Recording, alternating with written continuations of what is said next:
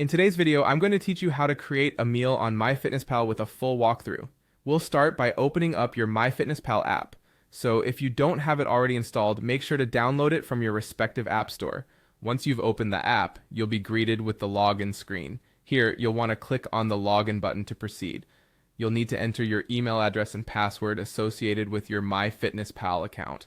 This step is pretty straightforward, but remember to keep your password secure and avoid using easily guessed combinations.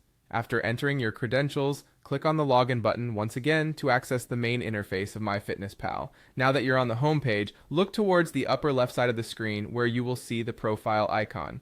Clicking on this will take you to your profile section. Now within your profile section, spot the option that says Recipes, Meals, and Foods. Click on it and you'll be taken to a new screen with different categories. Among these options, you will see meals listed. Clicking on Meals will take you to a dedicated section where you can view and manage your saved meal entries. If you're eager to start creating a new meal, look for the option that allows you to create a meal. Click on it and you are well on your way to compiling your new meal entry. At this stage, you'll want to enter a name for your meal.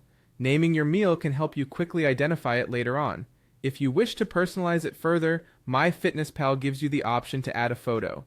This can visually represent your creation and make it feel more personalized and engaging. Below the input fields, you will notice a plus sign. Go ahead and click on this plus sign to start adding the individual food items that comprise your meal. This action will bring you to a comprehensive list or search interface where you can look up the specific items you're consuming. Once you find a food item you'd like to incorporate into your meal, simply click on the plus sign next to that item.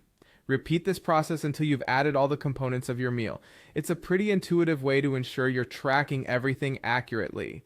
After you've included all the desired food items, the final step is to save your meal. Look for the Save button. This is usually prominently displayed, and click on it to confirm and store your meal. And there you have it. You've now successfully created a meal in MyFitnessPal.